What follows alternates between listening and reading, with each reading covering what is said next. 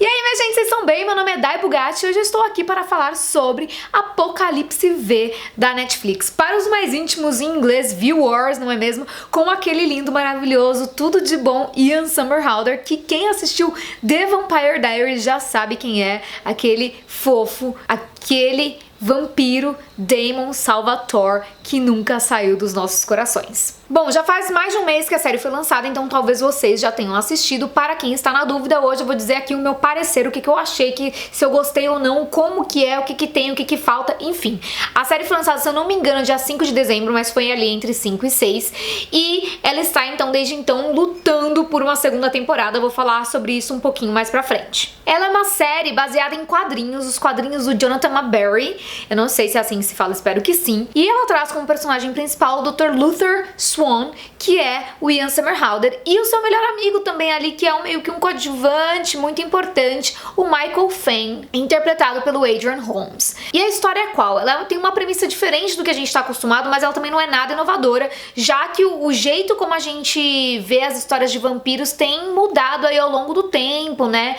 Mesmo em Vampire Diaries, o cara precisa ser mordido, tomar sangue pra poder virar vampiro de fato. Stephen King fala que tem que ser mordido várias vezes. Crepúsculo, os caras brilham no sol, né? Tem que morrer pra poder reviver lá como vampiro e também, óbvio, ser mordido. Mas essa história, ela é um pouco diferente, ela é mais uma ficção científica. O que acontece? O Dr. Luther Swan, ele vai para o Polo Norte lá com um amigo dele, onde tem um cientista que não tá respondendo pra galera aqui, né? Então a Segurança Nacional dos Estados Unidos fica empolvorosa, querendo saber o que tinha acontecido com o cara, porque ele tinha encontrado alguma coisa e de repente eles perderam contato com ele. Aí ele vai pra lá com a ajuda desse melhor amigo dele, o Michael Fain, e os dois encontram um vírus que eles não conheciam, que tava lá congelado e com o degelo lá das geleiras. O de gelo das geleiras, será que pode falar isso? Acho que pode, né? Não é redundante. Mas com o de gelo das geleiras, falei a mesma coisa de novo, não substituí, mas enfim. Esse vírus ficou exposto e ele foi descoberto. E aí o que acontece? Eles chegam lá, eles estão sem proteção nenhuma, obviamente eles são infectados e eles voltam então com o vírus. Eles ficam em quarentena e eles são liberados. Isso acontece tudo logo no primeiro episódio, então eu acho que não é nada de um grande spoiler vocês saberem, até porque quem viu o trailer sabe que o Ian Somerhalder não é um vampiro nessa série, e então não é lá grandes coisas falar isso. Mas os dois foram infectados pelo vírus e acaba que o Michael Fain, que é o melhor amigo do Ian Somerhalder, do Dr. Luther Swan, ele desenvolve o vírus e o Luther Swan não. Então ele fica querendo encontrar uma cura, ele fica querendo encontrar o que acontece, né, pra esse vírus ter se mutado num amigo dele e nele não. E o que esse vírus faz? Ele é o vampirismo. Ele faz com que o ser humano queira se alimentar de sangue. Mas por não ter toda a lenda e toda aquela coisa, né, do sol e tudo mais, eles são pessoas normais, entre aspas, né, que podem andar sob a luz do sol e viver normalmente, só que eles precisam beber sangue. E eles mudam a feição. Né, eles viram meio que monstros ali e eles matam, eles têm o objetivo de matar a pessoa a partir do momento que bebe sangue lá e tudo mais. Eu vou explicar isso, o porquê que eu tô falando isso um pouco mais pra frente também. Então, começa meio que essa guerra entre seres humanos e os vampiros, que em inglês se autodenominam Bloods, né, sangues, eu não sei como traduziram. E aí começa então um jogo político muito forte. Então essa série, ela envolve o vampirismo, mas não da maneira como a gente conhece, né, mais como ficção científica. Politicagem, muita politicagem, porque vocês fiquem imaginando que se o vírus muta em uma pessoa e em outra não, e o governo tem acesso a isso, ele pode querer criar um exército ali de vampiros, ele pode querer ter uma arma nas mãos deles. Por isso que o Luther Swan toma tanto cuidado em querer encontrar a cura e não passar para o governo a maior parte das informações. E também trata de relações humanas, porque os caras eram melhores amigos e de repente eles não são mais, eles são arqui-inimigos, não é mesmo? E um quarto ponto que eu acho bem importante, que é o que dá o gancho ali pra talvez ter uma segunda temporada, que a gente ainda não sabe se vai ter, que é a relação de pai e filho. Então traz várias coisas de biologia, né, tal, de como o vírus se manifesta. Ele tem uns prions lá que parece que se ligados com um gene nosso pode fazer que o cara vire ou não, enfim. Então ele é muito mais uma série de política e briga e luta, né, guerra entre a humanidade e esses vampiros, do que de fato a obscuridade em que eles vivem ali nas histórias que são baseadas em lendas de não poder andar embaixo do sol. Por quê? Porque o Michael Fane, ele é chamado de paciente zero, porque ele foi o primeiro cara. E ele que dá origem pros próximos, porque todo mundo que teve contato com ele, teve contato com o vírus, ou seja, se tornou ou não vampiro lá. Então eles seguem esse cara e ele meio que monta ali um exército e se vira realmente contra a sociedade. Por quê? Porque a sociedade está sendo, né, atacada, mano. Os caras estão matando gente. Então é preciso tomar providências, não é mesmo?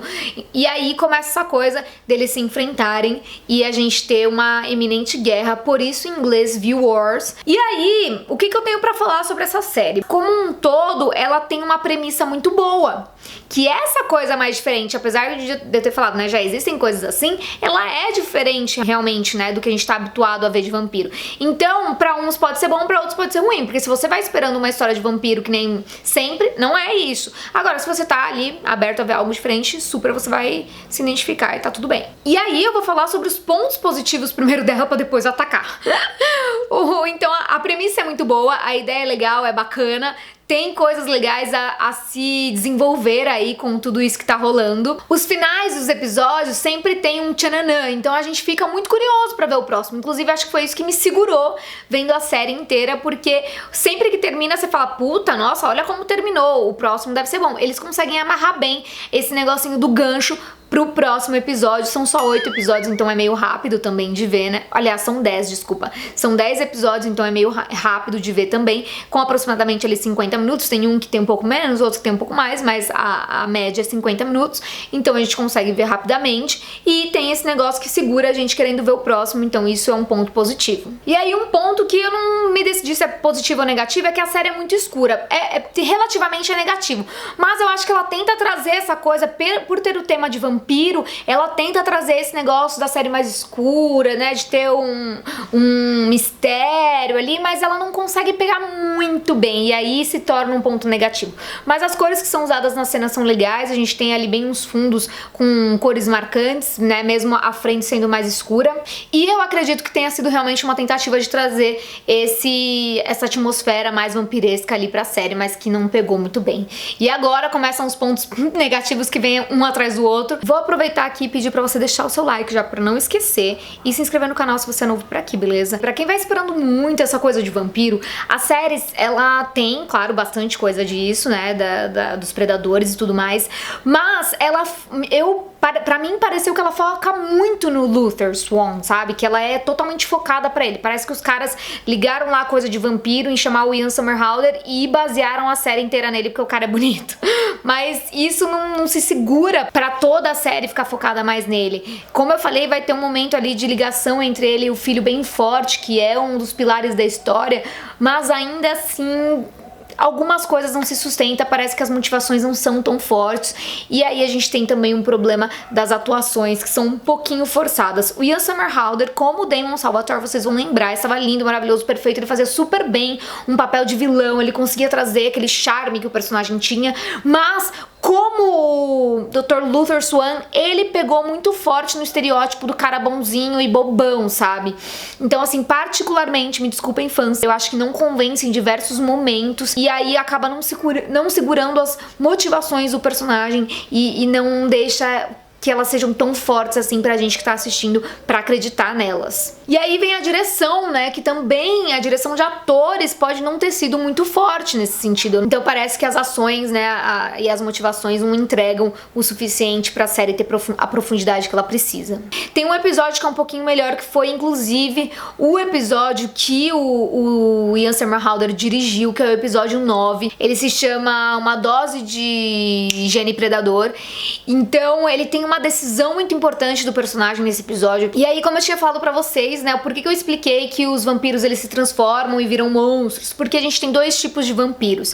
A gente tem os Bloods e a gente tem os Verdulaks. Esses Verdulaks, eles apenas se alimentam do sangue, mas eles não necessariamente precisam matar as pessoas. Eles têm uma feição mais bonita, parece só o dentinho lá, igual um vampiro bonitão de série de vampiro mesmo, de filme de vampiro. Mas assim, existem falhas durante a execução da série, que é algumas informações elas se perdem, aliás, elas se perdem não, elas aparecem do nada entre os personagens sem explicar pra gente como que elas chegaram até lá.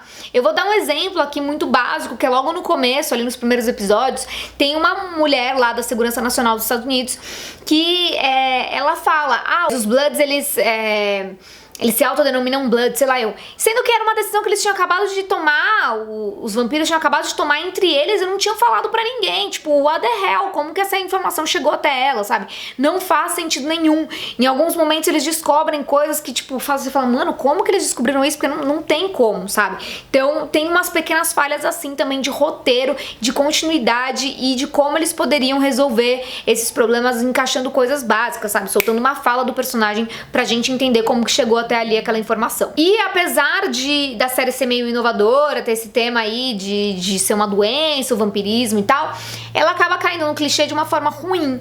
É um clichê de mais coisas que a gente já viu e que parece que não vai pra frente, sabe? Parece que as coisas não condizem ali.